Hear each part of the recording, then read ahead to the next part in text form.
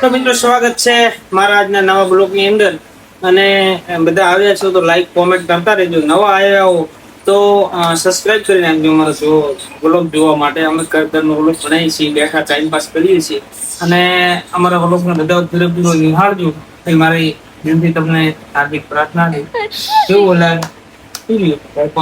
મજા આવી ગઈ નહીં? આજ અમે પોતાના નંબર ઓફના ચેક કરાવવા ગયા હતા અને ચશ્મા લઈને આવ્યા છીએ. પોતાના ચશ્મા પહેરી લીધા. આમ તાક કેવા ચશ્મા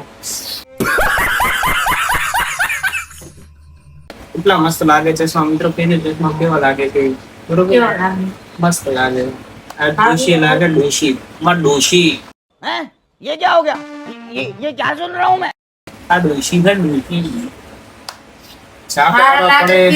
ખરાબ લાગે આ પડે આખો દાડો સિરિયલ હોય દઈ હશે નંબર લાયા 24 કલાક સિરિયલ જોવાનું મિત્રો કોમ કરે છે.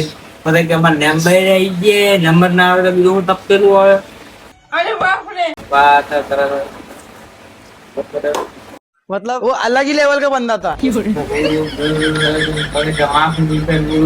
દુપારો ત્યાં આખો દાડો મુંબઈ જોવા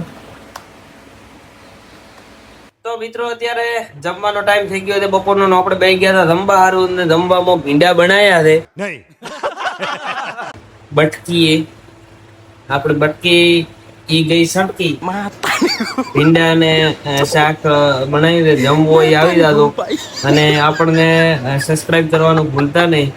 લાઈક કોમેન્ટ શેર જરૂર કરજો. મરતા તળ્યા तू समझा? हाँ. नहीं तू समझा नहीं. છે? હા જો મરચા પણ તળ્યા છે, ભીંડા છે, દહીં છે, છાશ છે. દહીં રોટલી છાશ ભીંડા ખાવાની કેટલા મજા આવે કોમેન્ટ કરો.